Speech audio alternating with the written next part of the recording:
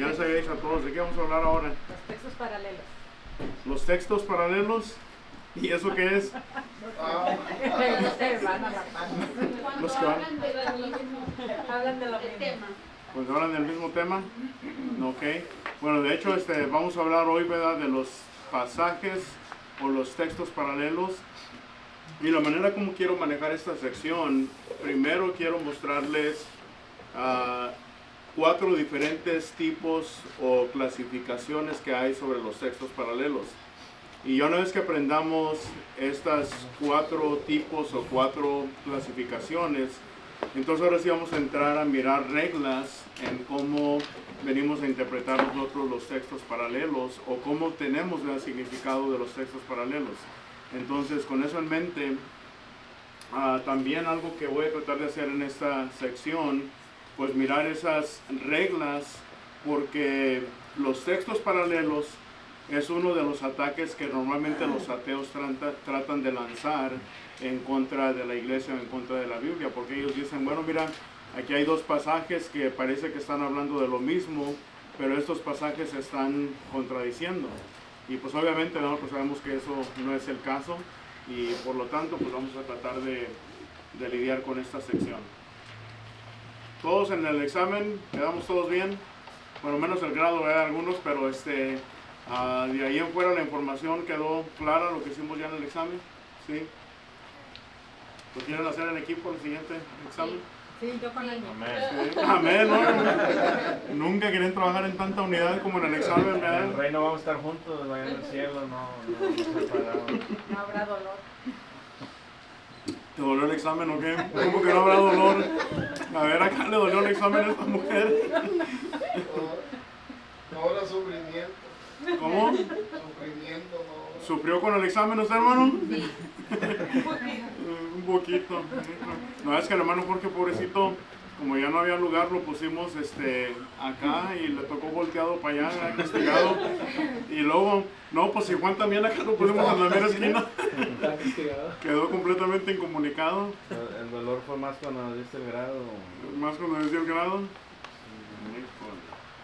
Ahora, otra cosa también que les voy a decir, en esta sección de los textos o pasajes paralelos, algo que quiero que comiencen ustedes a hacer, y ahorita les voy a dar la oportunidad, vamos a comenzar a poner en práctica algunos de los principios que ya hemos aprendido en todas las demás lecciones. Por ejemplo, ya hablamos de las reglas para tratar con palabras en un texto. Ya hablamos ahí de la etimología, el uso, ¿verdad? Todo esto. También en las reglas para las frases, también esas las vamos a aplicar. Entonces, esa sección era primero, porque ahora cuando estamos hablando de los textos paralelos, podemos comenzar a aplicar todo lo que ya aprendimos de cómo Dios aprueba, las reglas que hay para palabras, reglas que hay para expresiones, y entonces vamos a poder obtener el significado de muchos de estos textos paralelos, ¿ok? Primeramente, y quiero comenzar con esto, con los 4 diferentes tipos o grados de pasajes paralelos que hay. El primero, ¿verdad?, es aquel en el cual hay una palabra importante que es recurrente o se está repitiendo en diferentes contextos. Es decir, puedo encontrar 2 o 3 pasajes diferentes que están lidiando con su tema en específico, cada pasaje, pero en esos pasajes encontramos que hay una palabra que se repite en ellos. Mas sin embargo, vean, la manera como esa palabra es expresada en ese pasaje es bajo diferentes contextos. Entonces, a pesar de que la palabra es la misma, la está hablando desde un punto de perspectiva diferente en cada pasaje. Es lo que vamos a entender, ¿verdad?, con contextos diferentes, que el hecho de que es la misma palabra no implica que están diciendo lo mismo, sino que la palabra es igual, pero el contexto es diferente en todos ellos, y cada uno tiene su enseñanza particular. Y lo único que los hace paralelos es el hecho de que están haciendo uso de la misma palabra. Entonces, esta es la forma más simple de un texto paralelo, ¿ok? Y hoy vamos a mirar unos ejemplos. Primero les voy a dar los tipos y luego vamos a entrar en detalle en cada uno de ellos. El segundo, ¿verdad?, es aquel en el cual están discutiendo o tienen en mente el mismo pensamiento o un pensamiento que es muy parecido, que es similar, pero las palabras que utilizan para expresar ese pensamiento son diferentes, ¿verdad? Y otra vez ahorita vamos a entrar en un detalle. Entonces puede ser el mismo pensamiento o un pensamiento similar, pero las palabras que usan para hablar de él son palabras completamente diferentes, ¿ok? El otro es en el cual, aquí es al revés, ¿verdad? Aquí el pensamiento es el mismo o es similar, pero las palabras son diferentes. Ahora acá es al revés, el lenguaje es similar, pero está haciendo referencia al mismo pensamiento. En esos dos todo lo que hacemos nomás lo volteamos, ¿verdad? O lo cambiamos. Y otra vez ahorita les voy a dar textos para que lo miren y lo puedan observar. Y el último que vamos a estar mirando es aquellos en los cuales el pensamiento y el lenguaje son similar o se están complementando el uno al otro, le están añadiendo, están dando un mensaje más completo, y están hablando de un mismo evento, pero son diferentes autores. Si se basan en esta definición, ¿qué libros podríamos encontrar este tipo de textos paralelos? Donde el pensamiento, el lenguaje es similar, y están hablando del mismo pensamiento, pero son diferentes autores y se complementan. Los evangelios, ¿verdad? A veces que los evangelios están hablando del mismo milagro, o están hablando de la misma parábola, o están hablando de la misma enseñanza. Y hay uno, ¿verdad?, que probablemente discutamos más adelante. Por ejemplo, cuando el Señor Jesucristo va pasando por el cementerio y sale este hombre, ¿verdad?, que estaba endemoniado. Bueno, uno de los autores nos dice que era uno y otro nos dice que eran dos. La pregunta, entonces ahí los que atacan dicen, bueno, ¿era uno endemoniado o eran dos endemoniados? Entonces ahí tenemos que mirar, ¿verdad?, que es un texto que es paralelo, en el cual hay un complemento del uno al otro. Pero vamos a discutir ese cuando hablemos de las reglas, ¿verdad?, sobre los textos. ¿Dónde más, pues, y aparte de los evangelios, podemos encontrar textos de ese tipo de paralelo? Las cartas de Pablo. Dije Wesley. Pero los casos de Pablo son el mismo autor.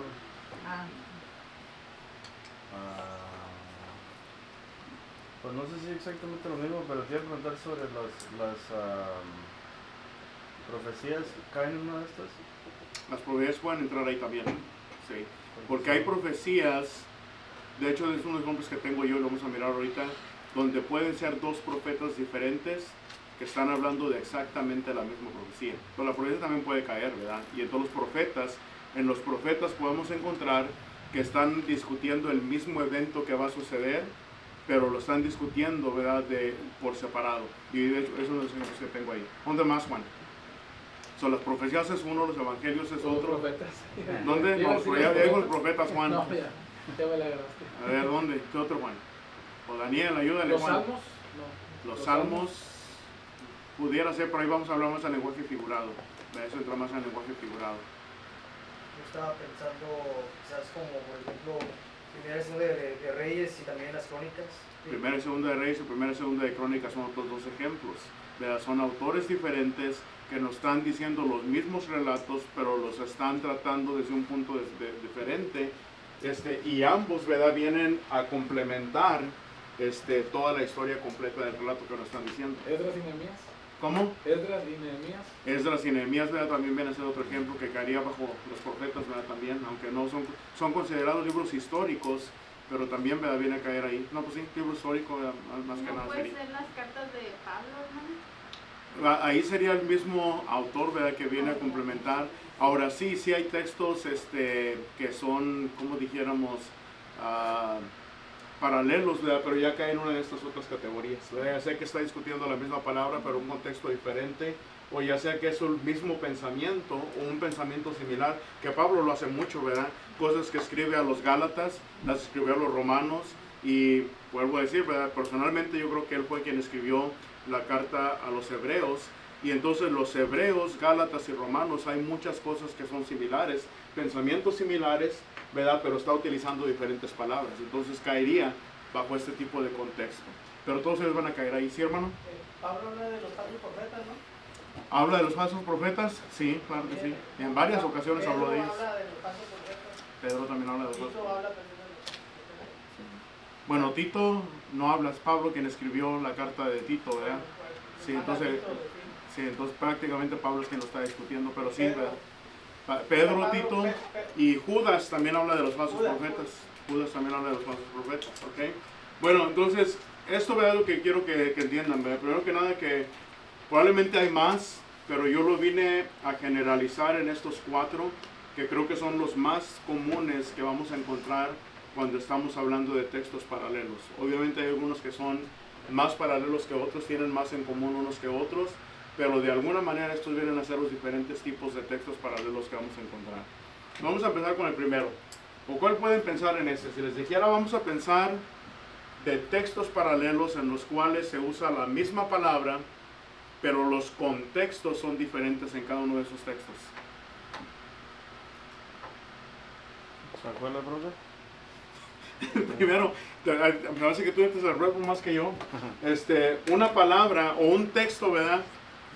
Textos paralelos, donde en esos textos paralelos vas a encontrar la misma palabra, pero los contextos o cómo se está discutiendo esa palabra son contextos completamente diferentes.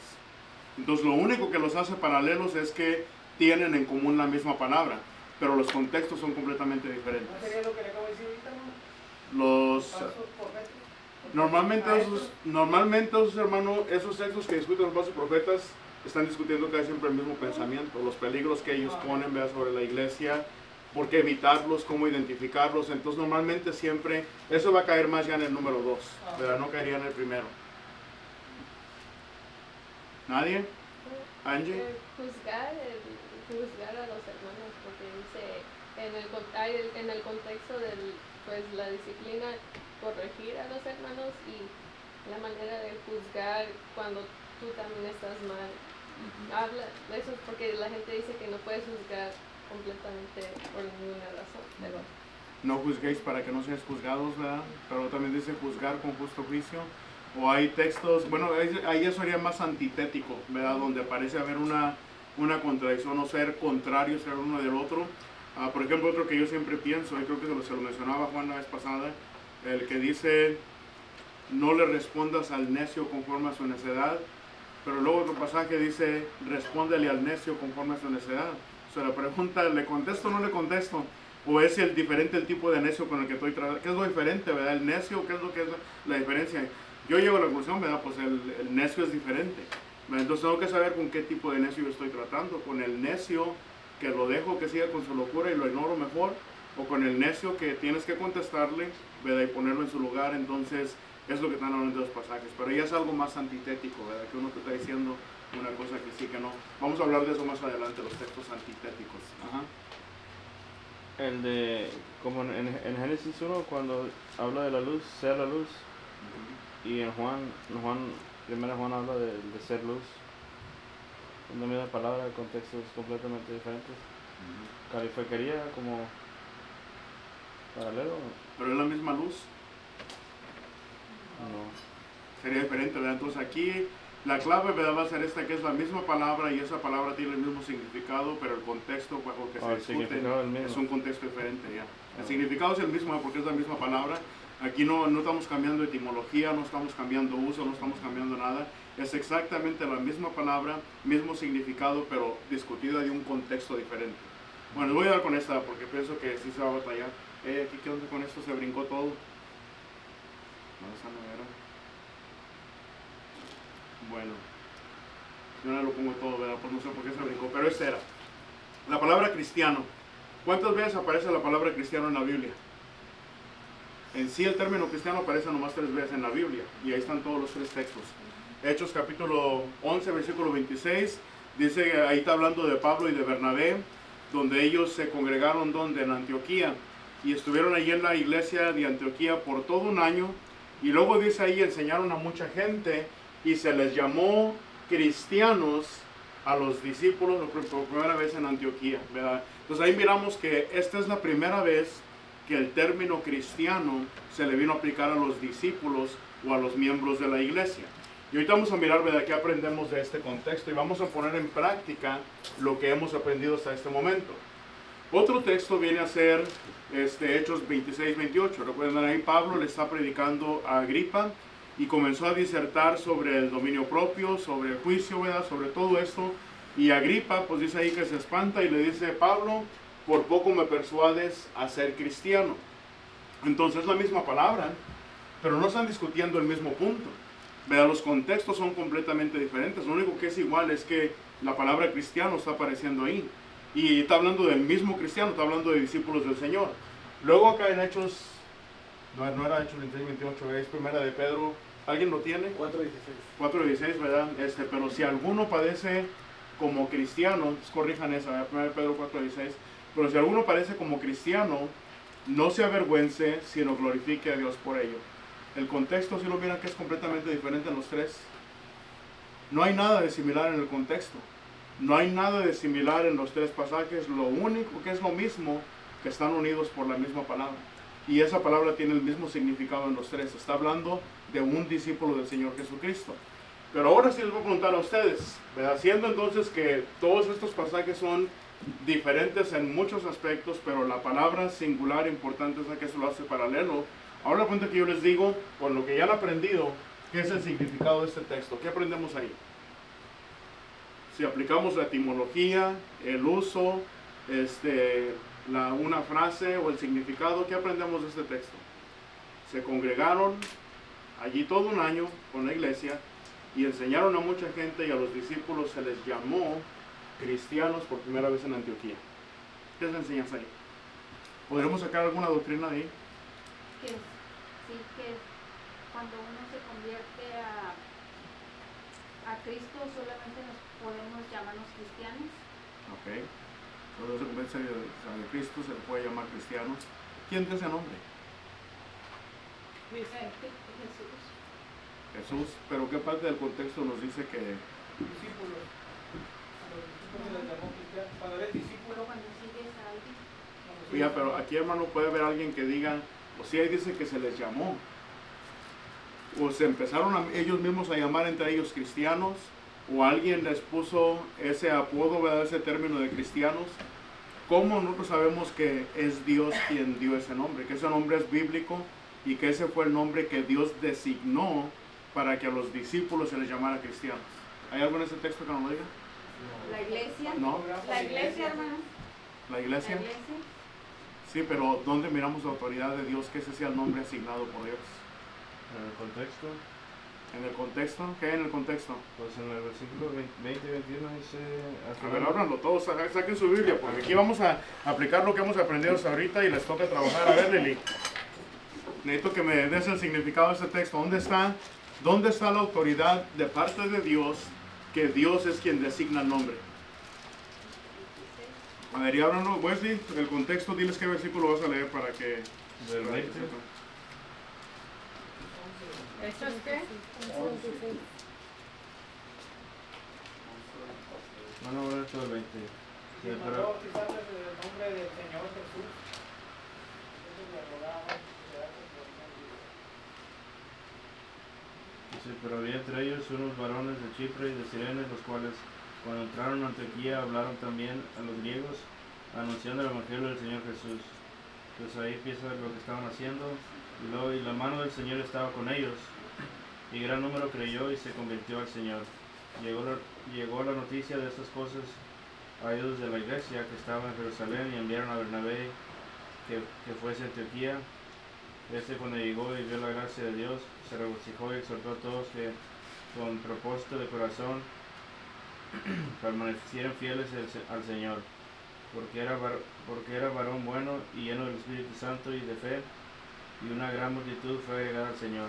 Después fue Bernabé a Tarso para buscar a Saulo, y hallándose lo trajo a Antioquía, y se congregaron ahí todos un año con la iglesia, y enseñaron a mucha gente, y a los discípulos se les llamó cristianos por primera vez en Antioquía. Okay.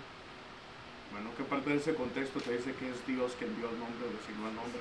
Que se bautizaron en el nombre del Señor, en nombre del Señor Jesús. Ajá. Bueno, el bautismo, ¿verdad? Claro, eso es correcto, pero el bautismo va a la enseñanza de Mateo 28, 18 al 20. Hay una enseñanza, y cuando dice que fueron bautizados en el nombre del Señor Jesús, implica con la autoridad, y sabemos que esa autoridad fue dada en Mateo 28, 18 al 15, pero 18 al 20. La pregunta es, ¿dónde está la autoridad para que se les llame cristianos? Y está ahí, pero está en una palabra. Y luego lo podemos ir a comprobar en el Antiguo Testamento. ¿Se acuerdan que les hablé las últimas 2 semanas que hablamos sobre las frases y sobre las palabras? Mencioné herramientas que necesitábamos para frases y palabras. ¿Qué herramientas mencioné? ¿Cuáles fueron las herramientas que mencionamos para poder entender palabras y frases? Poderoso espiritual, No, herramientas. Herramientas. ¿Qué herramientas? El origen de la palabra. Bueno, el origen de la palabra. ¿Cómo le estudio el origen de la palabra? ¿En qué idioma fue como Bueno, por ahí vamos. ¿En qué idioma fue escrito? Bueno, ¿quién me va a enseñar el significado de esa palabra en su idioma original, su aplicación? ¿Quién me lo enseña? ¿Cómo? Diccionario. ¿Y aparte del diccionario? la Biblia en qué traducción está escrito? No van bien. El diccionario es uno. Pero ¿qué más aparte del diccionario puedo utilizar para poder entender palabras en este texto? El lexicógrafo. Hablamos de los lexicógrafos. Recuerden, estas palabras van a ayudar. Oigan, decirles, la clave no está en la palabra cristianos. La clave está en esta palabra. La palabra llamó. Ahora, ¿cómo sé que ahí está la clave? Porque si yo lo leo aquí nada más, se congregaron allí todo un año con la iglesia y se enseñaron a mucha gente y a los discípulos se les llamó cristianos por primera vez en Antioquía. Bueno, yo entiendo la palabra llamó, pero en español no tiene mucho sentido decir, bueno, para mí me da a entender en español que solamente ese fue el nombre que se les dio, mas no me dice de dónde vino ese nombre. Pero si yo voy a la palabra original, llamó, esa palabra, allí yo entiendo que la autoridad viene de parte de Dios. Miren, se los muestro. Vamos a... ¿Sí se mira ahí la pantalla? No,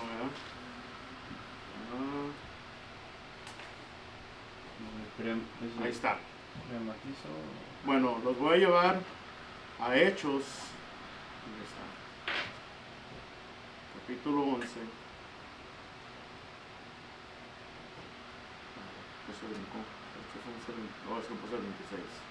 Hechos capítulo 11, versículo 26. ¿Y qué es donde lo van a mirar? Fueron, aquí usa la frase, ¿sí se mira ahí en la pantalla?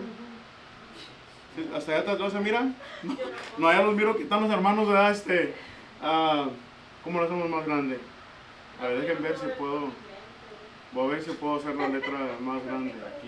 ¿Quién de ustedes usa esto? Aquí, la otra vez le cambié, pero ya se me olvidó cómo, o settings. La palabra, aquí está.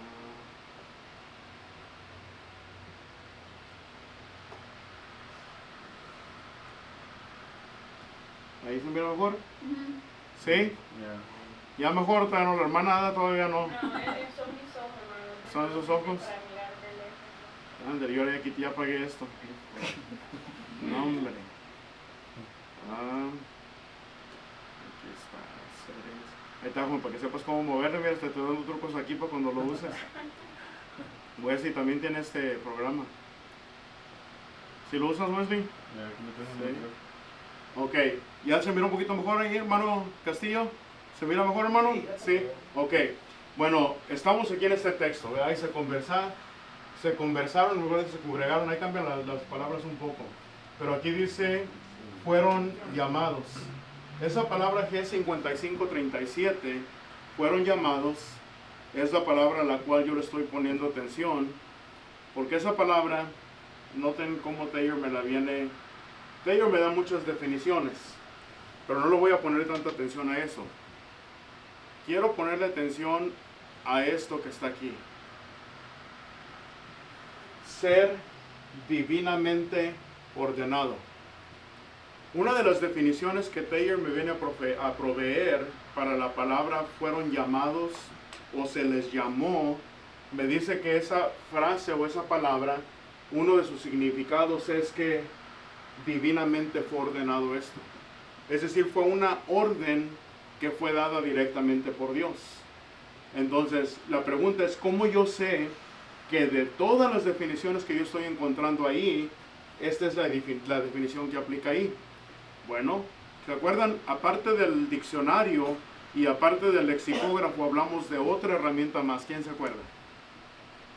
Una buena Biblia, una buena traducción de la Biblia.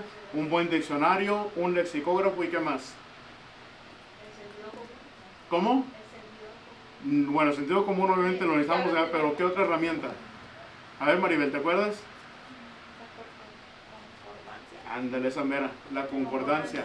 ¿Qué es una concordancia? Es todo lo que está acá atrás en la Biblia. Lo que está atrás en la Biblia dice el hermano. No, el hermano, bueno, está atrás en la concordancia, ¿verdad?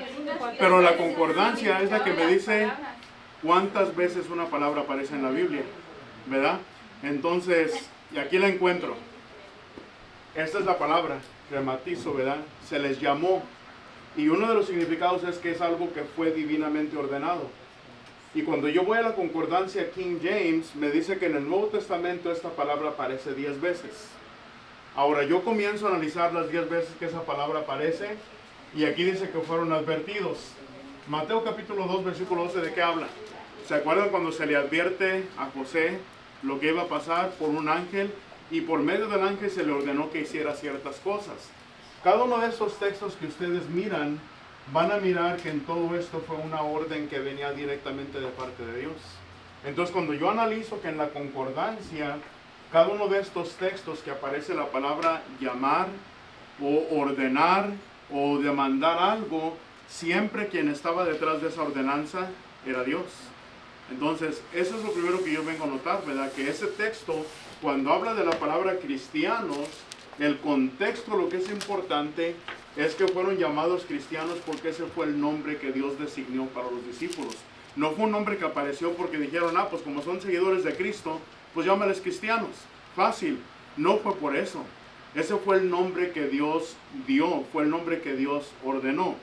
Ahora, aquí solamente estoy utilizando la palabra llamó, que es esta palabra, que uno de sus significados es que es ser divinamente ordenado.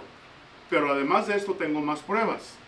Vayan conmigo a Isaías capítulo 62, Isaías capítulo 62, y el versículo 2, vamos a leer, Isaías capítulo 62, versículo 2, y el que lo tenga si lo puede leer, lo pueden leer ahí. Lili, ¿lo puedes leer en voz alta, por favor? Sí, lo va a leer Lili, pónganle atención todos. Entonces verán las gentes tu justicia y todos los reyes tu gloria, y te será puesto un nombre nuevo que la boca de Jehová nombrará. Aquí está la clave. Ese era el nombre nuevo que estaba profetizado. No iba a ser un nombre que alguien más eligiera, sino que iba a ser el nombre que Jehová, que la boca de Jehová nombrara.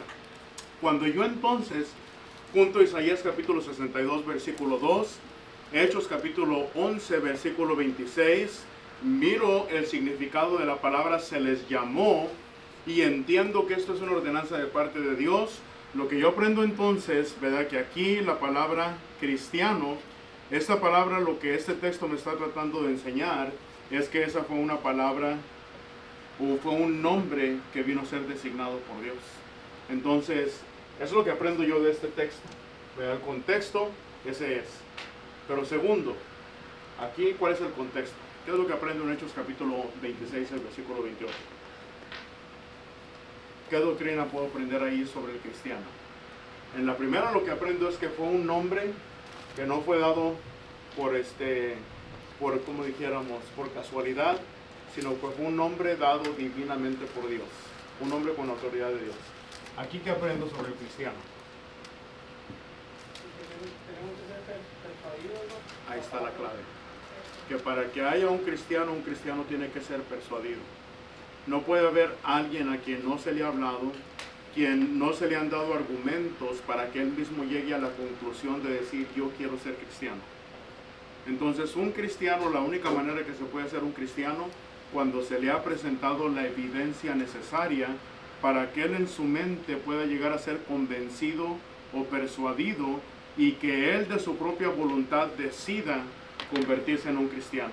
Entonces es una doctrina, una enseñanza diferente a la que encontramos acá, ¿verdad? Un contexto diferente. ¿Cuál es el contexto aquí? ¿A quién me lo explica? Ahora alguien que... Hermana Esmeralda, usted explíqueme ese, hermano. Mejor, más facilito. Y un texto que apoye esa doctrina o pensamiento.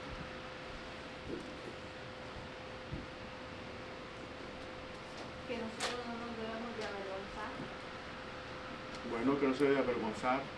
Hay otro contexto más ahí, aparte de ese, ¿sí, hermano? Bueno, yo ayudar con el texto. Ajá. No es 1 Pedro capítulo 2, versículo 21, ¿no? Pero dice, porque para esto fuiste llamado, para que también Cristo padeció por nosotros dejándolo para que estuviera pisada, ¿no?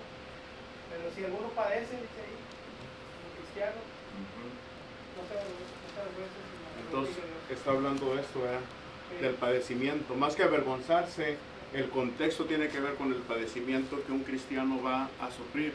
Eso implica entonces que algo común para toda aquella persona que viene a ser persuadida y se convierte en cristiano, algo común que va a encontrar es padecimiento aquí en el mundo.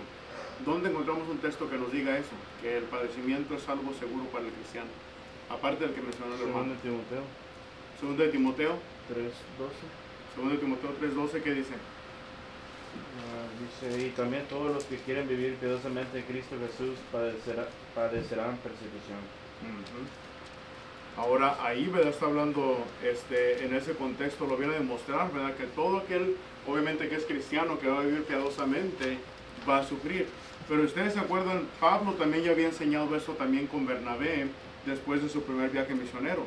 Dice la Escritura que fueron a todas las congregaciones que habían establecido y lo que ellos les enseñaron no solamente los animaron y confirmaron los ánimos de los hermanos, pero les enseñaron o les dijeron que era necesario que a través de muchas tribulaciones entraran en el reino de los cielos. Entonces, aquí el contexto es el padecimiento que un cristiano tiene que sufrir. Entonces, lo único de estos textos que es paralelo es solamente la palabra cristiano.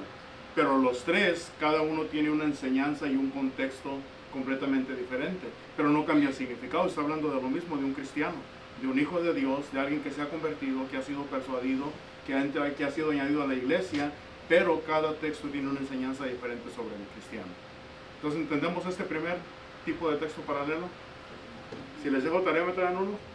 ¿Y ese cómo Sí. se llama ese, cuando es así? Cuando es así, es una palabra importante recurrente, es decir, que se repite o que se encuentra en los mismos pasajes, pero en diferentes contextos. Ese es el primer tipo de pasaje paralelo. ¿Okay? Entonces ya discutimos el primero. ¿Listos para el segundo? ¿Cuál era el segundo? Los que tomaron notas. Mismo pensamiento o pensamiento similar, pero diferentes palabras. ¿Ok? Bueno, aquí vamos a mirar otro. Yo no sé por qué este PowerPoint se me descompuso, pero ahí va a estar todo completo. Bueno, en este es el mismo pensamiento similar, pero diferentes palabras. Noten ustedes los dos textos. Avi, tú me lees Lucas 16:25, Maribel me lees Apocalipsis 6:11, por favor. Lo pueden leer en la pantalla o lo pueden leer en su Biblia, como ustedes gusten. Pero Abraham le dijo, hijo, acuérdate que recibiste tus bienes en tu vida y Lázaro también males. Pero ahora este es consolado aquí y tú atormentado. Y se les dieron vestiduras blancas y se les dijo que descansasen todavía un poco de tiempo, hasta que se completara el número de sus consiervos y sus hermanos, que también habían de ser muertos como ellos. Ok, hasta ahí. ¿Cuál es el mismo pensamiento o pensamiento similar que se está discutiendo ahí? Acá se los di arriba.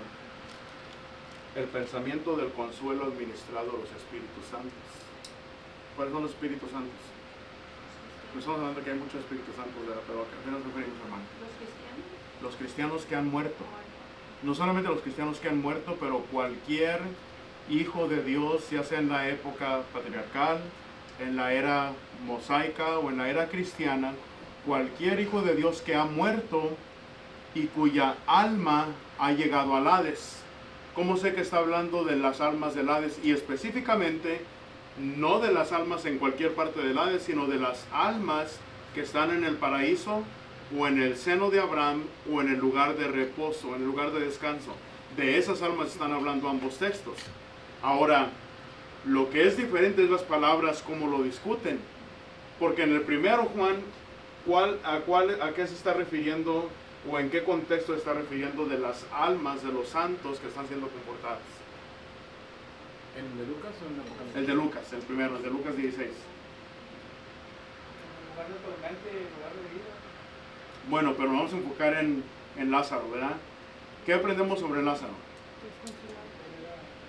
Que Lázaro fue una persona individual ¿En qué tiempo vivió Lázaro? Según el tiempo que Jesucristo habló de esto. ¿Bajo qué era? ¿Bajo qué disposición? ¿Bajo qué tiempo? ¿Cuál? ¿Cómo? La ley de Moisés. Entonces aquí estamos hablando de la era patriarcal. Perdón, la era mosaica. Entonces en la era mosaica, Lázaro fue un hombre que murió y él llegó al seno de Abraham o al paraíso y él está siendo consolado. Pero acá está hablando también de almas de santos, pero ¿cuáles santos? ¿En qué dispensación y qué tipo de almas está discutiendo? Déjenle pregunto a ver a quién. Angie, ¿cuáles almas están bajo consideración aquí? ¿Qué dispensación estamos hablando? En Apocalipsis capítulo 6, versículo 11. La era cristiana. Ok. Ahora, ¿cuándo habían muerto estos cristianos?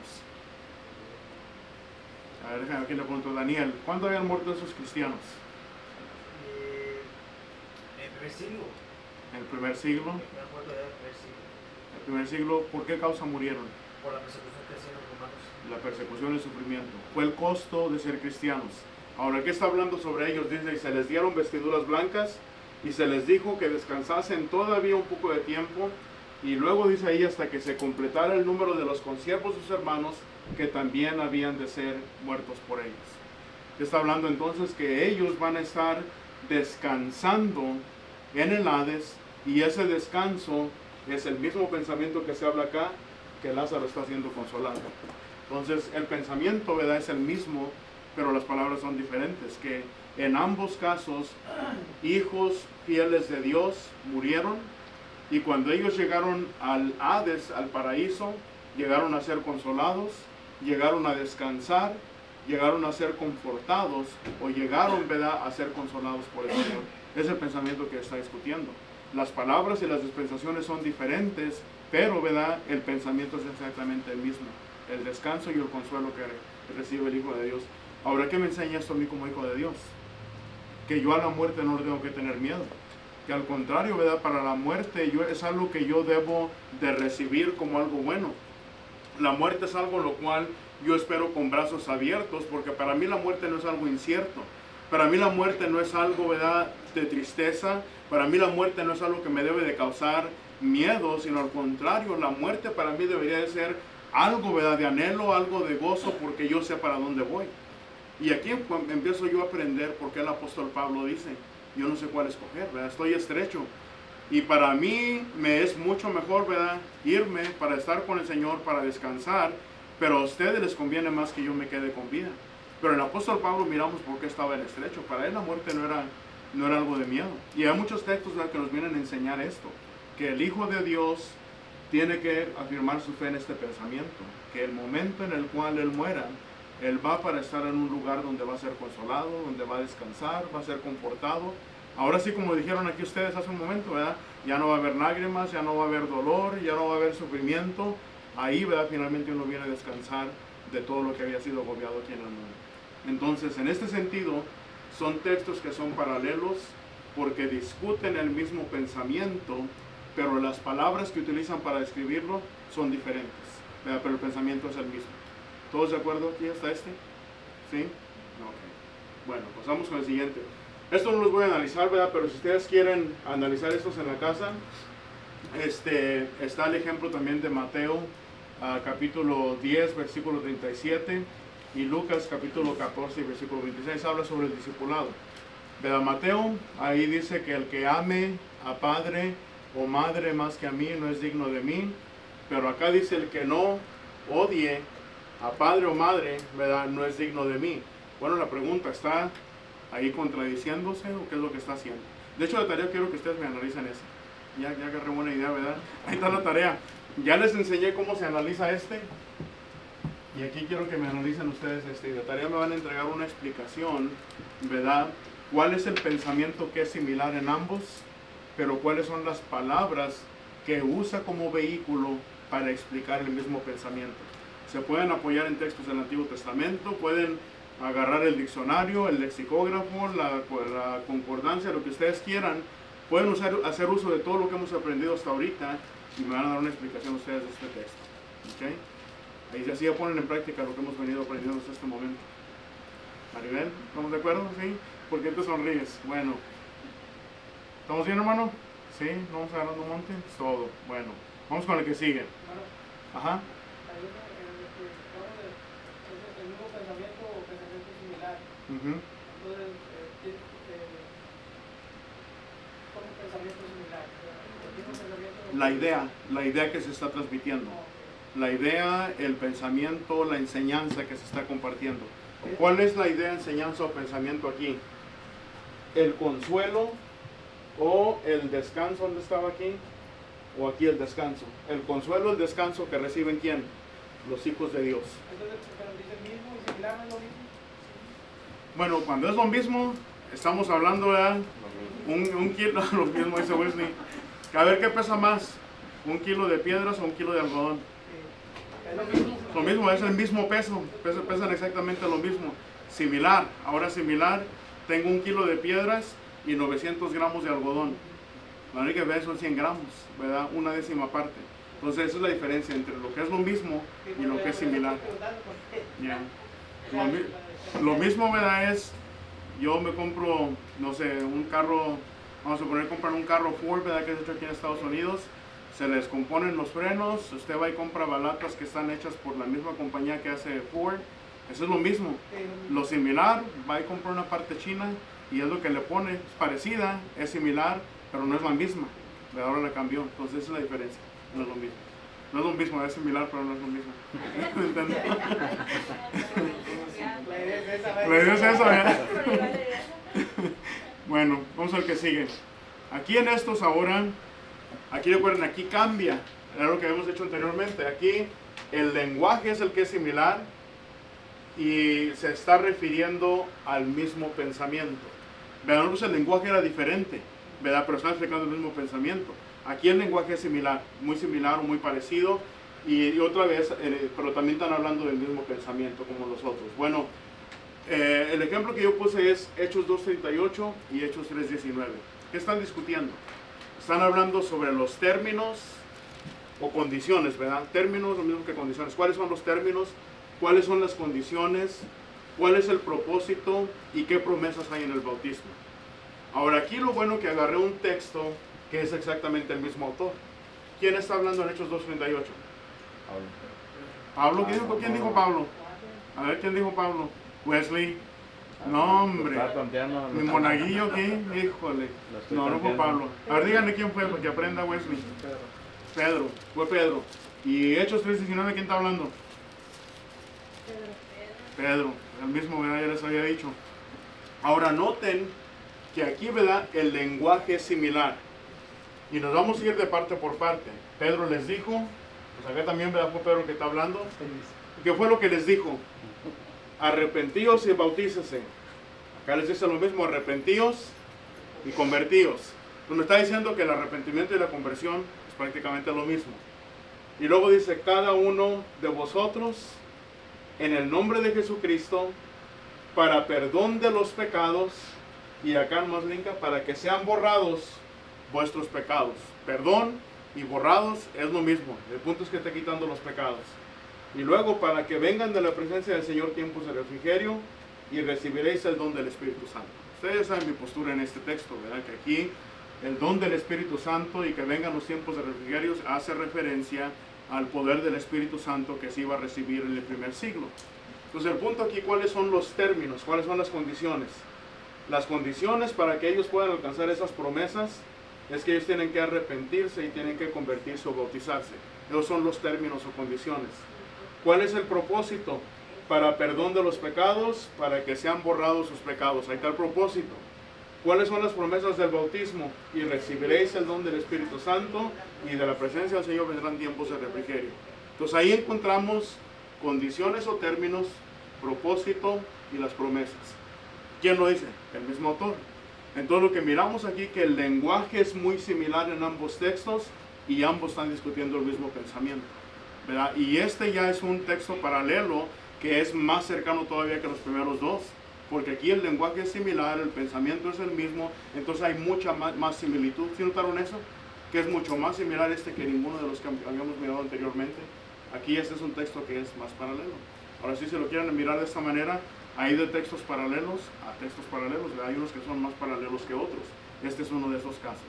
Pero lo que aprendemos aquí, ¿verdad? En este caso, las palabras, aunque no son exactamente las mismas, provienen del mismo autor, bajo circunstancias muy similares. ¿Qué estaba haciendo Pedro? Predicando el Evangelio en ambas ocasiones.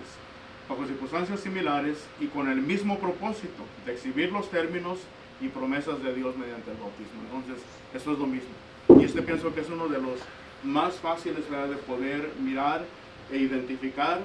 Y aún, déjenme decirles, si todavía queremos entrar más en detalle en estos textos, podemos encontrar otros textos que también son paralelos a cada uno de estos textos. Y entre más textos paralelos encuentre usted, más se va acercando a la verdad que se está enseñando en estos textos. ¿Ok? ¿Todos bien hasta aquí? Está más facilito, ¿verdad? Mejor hubiéramos dejado una tarea de eso, ¿verdad? Que está más facilito. ¿Sí, Juan? ¿No? ¿O con la primera está bien? Con la primera, bueno, vamos al último. Aquí está el que decía Wesley. Aquí un pensamiento y lenguaje similar o complementar, que se está complementando de un mismo evento pero diferentes autores. Aquí son dos profetas, el profeta Isaías en Isaías 2 del 2 al 4 y el profeta Miqueas en Miqueas del 4 al 13. La pregunta aquí, cuando yo estaba leyendo libros de que hablan acerca de estos paralelos, la manera como ellos lo presentan, yo personalmente no estoy de acuerdo de ellos, porque cuando ellos leen estos textos, ellos comienzan a pensar, bueno, ¿quién le copió a quién? Y ellos dicen, ¿o será acaso que Isaías le copió a Miqueas? ¿O que Miqueas le copió a Isaías? O dicen ellos, ¿o es posible que haya un tercer autor? Y ambos, Isaías y Miqueas, se copiaron de ese tercer autor y ambos escribieron el mismo pensamiento. ¿Qué dicen ustedes? ¿Son esas las únicas opciones? ¿Y son contemporáneos los dos? Son contemporáneos. ¿Son del mismo tiempo? Sí. Solo que fue Isaías, Miqueas, Oseas y Jonás también anduvo ahí más o menos al mismo tiempo que ellos. Esos 4 profetas anduvieron al mismo tiempo. Posición, ¿Cómo? ¿Aqueo? No, Aqueo ya viene más adelante, hermano. Ya viene después, sí. posición profetas tenían revelación directa, ¿no? Tenían revelación directa. Eso es por lo que yo me voy. Yo no estoy de acuerdo cuando estas personas vienen a decir, bueno, hay que enfocarnos, si los pasajes son tan iguales, ¿verdad? Acontecerán los postreros de los tiempos, acontecerá a los postreros tiempos, que el monte, ya miramos todo eso. Si ustedes leen estos textos, parecen casi copiados, ¿verdad? Palabra por palabra. Hay demasiada similitud en ambos. Y entonces aquí el problema es que esta gente se viene a enfocar en esa similitud y tratar de figurar, ¿verdad? ¿Quién le copió a quién? Cuando personalmente lo que se deben de enfocar es lo que acaba de mencionar Wesley. ¿Por qué no enfocarse que ambos fueron profetas contemporáneos que Dios utilizó y que así como leemos nosotros en Mateo, Marcos, Lucas y Juan, o en primera y segunda de Pedro, primera y tercera de Juan, diferentes autores que fueron inspirados, que Dios les reveló un mensaje y mucho de ese mensaje era similar? Como ustedes pueden mirar, la carta de Judas es muy similar a una de las cartas del apóstol Pedro. Hay muchas similitudes entre ambos y a veces también se enfocan en eso, ¿quién le copió a quién? ¿Estaba Judas copiándole a Pedro o Pedro le estaba copiando a Judas? Vamos, ¿por qué no enfocarnos en esto? Que fueron hombres inspirados a quienes Dios les dio revelación y que el hecho de que ellos acaban hablando, describiendo el mismo evento con palabras muy similares, ¿por qué no puedo llegar a la conclusión que el autor de quienes ellos obtuvieron esa información es Dios directamente y que es Dios quien les dio ese mensaje? Y por lo tanto, cuando yo me encuentro en un pasaje como estos que parece muy similar de autores diferentes, lo que yo me enfoco entonces en este caso, me enfoco a mirar qué es lo común que ellos tienen y cuál es la enseñanza que Dios le quería transmitir en este caso al pueblo de los judíos, al pueblo de Israel. Ese es el punto que yo me quiero enfocar aquí. Y aquí vamos a encontrar lo mismo, ¿verdad? Como lo puse aquí al fondo, o mero abajo, primera y segunda de Crónicas, vamos a encontrar lo mismo, primera y segunda de Reyes, e incluso hay cosas que encontramos en Crónicas y en segunda de Reyes que las encontramos también en Isaías. Por ejemplo, ¿cómo se llamaba el rey que vino y derrotó a los israelitas y luego de ahí de los israelitas quiso venir a conquistar Jerusalén? Y los amenaza y les dice, no piensen ustedes ni dejen que Ezequías los engañe, porque ninguno de los dioses de las otras naciones los ha podido librar de mi mano, por lo tanto no se dejen engañar por Ezequías. ¿Cómo se llamaba ese rey? ¿Y de qué pueblo era rey? A ver, Daniel, ahí lo tienes, yo sé que lo tienes ahí en la punta y tal, más de que salga. ¿Ah? Era de Siria. Era Siria. Ajá. Pues si tú tienes que acordar, miramos eso en el museo cuando fuimos el año pasado. ¿Cuál es la punta? ¿Ah? No, hombre, este Wesley. Ay, Dios mío. A ver, ¿quién va a despertar aquí a Wesley? Zoned out. Estaba meditando mucho. No, buena la excusa, ¿verdad? Estás meditando mucho. No, hombre. A ese muchacho le empieza a entrar el Espíritu Santo, a él le blanquean los ojos ahí. A ver, díganle a Wesley de qué estamos hablando, por favor. Lili, dile a tu esposo de qué estamos hablando.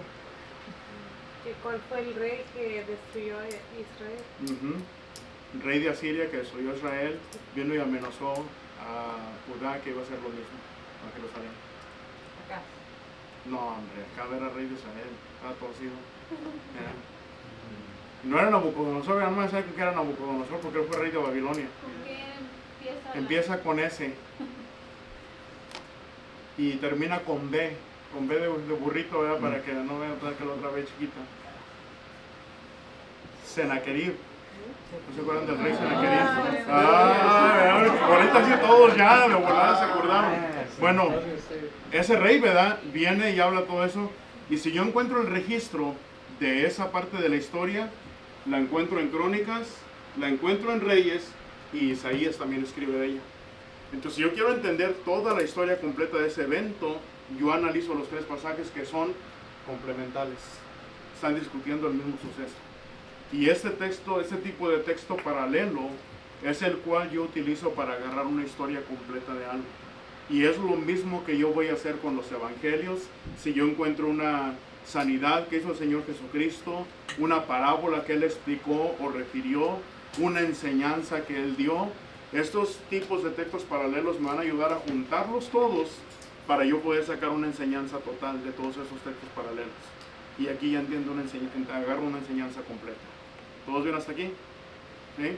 Bueno, aquí vamos a terminar ya porque ya son las 3:27, faltan 3 minutos. La siguiente semana vamos a comenzar ahora sí las reglas.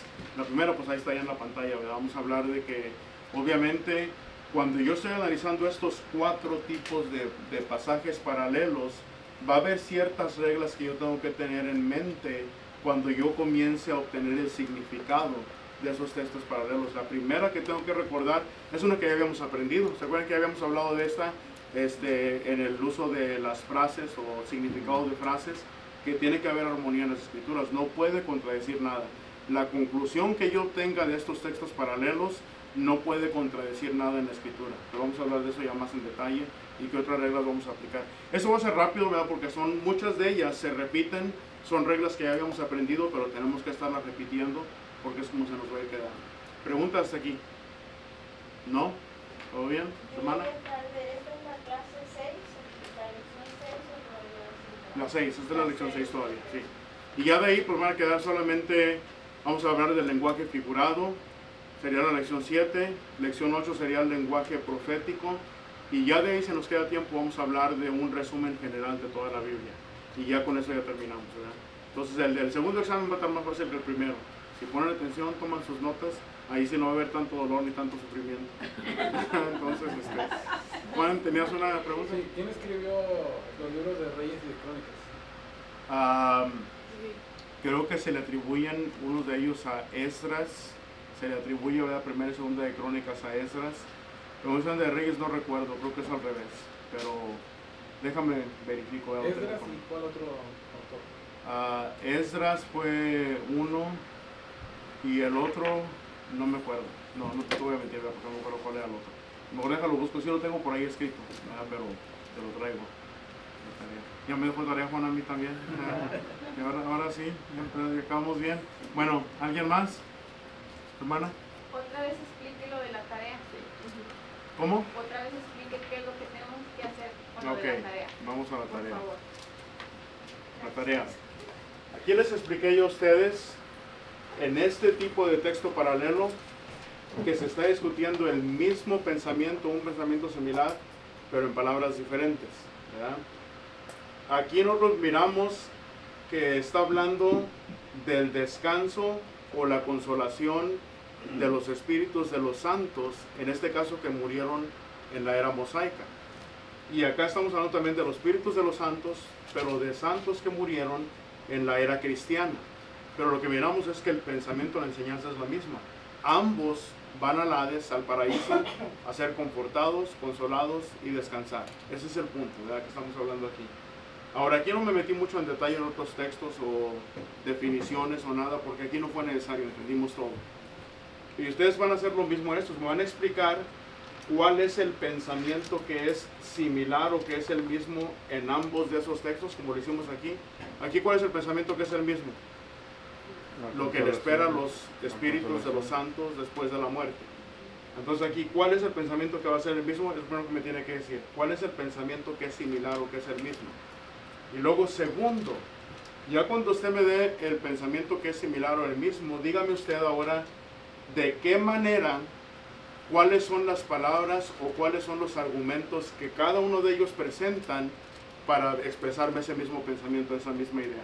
Y aquí, ¿verdad?, se les va a permitir que hagan lo que hicimos en este anterior. ¿Verdad? Acá en este anterior yo los llevé a otros textos, ¿verdad?, donde miramos textos que comprueban eso, miramos definiciones de palabras.